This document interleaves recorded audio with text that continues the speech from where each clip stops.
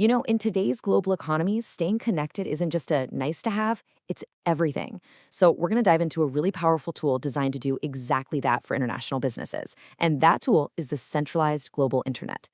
So, let me ask you something. Does your global business ever feel, well, a little disconnected? Like, instead of one big unified company, you're more like a bunch of separate islands. Hey, if that sounds at all familiar, you are definitely not alone.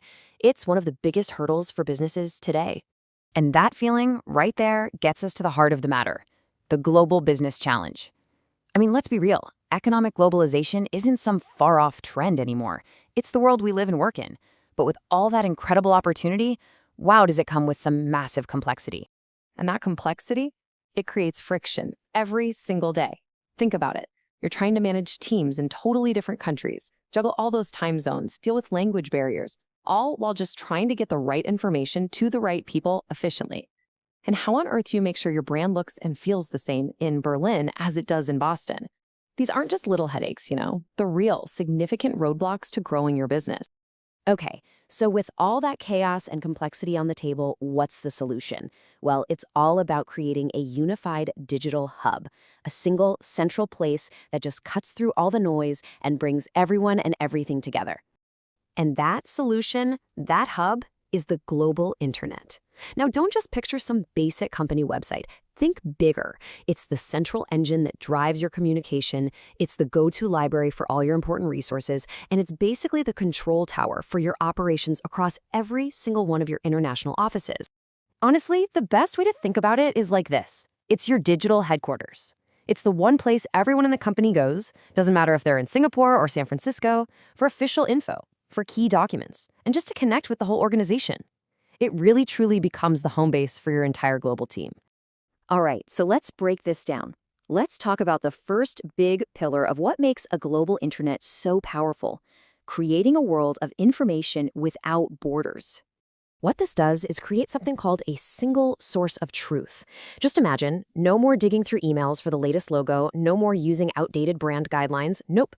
Everything lives in one central official spot, and you can control who sees what with secure file permissions, you can deliver specific localized resources to different countries, and you can even schedule big news like a press release to drop at the exact right local time in every single region. It basically just erases the problems of distance and time. Okay, so once you've got all your information organized and accessible, what's next? Well, the logical next step is to streamline how you actually get work done. And that brings us to our second pillar, streamlining global operations. And this is where you see a huge shift, a fundamental move from chaos to control. You get to leave behind those endless, confusing email chains and messy paper requests. Instead, you get automated workflows and simple online forms. Say goodbye to bureaucratic delays because requests get routed instantly, and those frustrating information silos where nobody can find anything, gone. Now teams get shared access to the resources they actually need.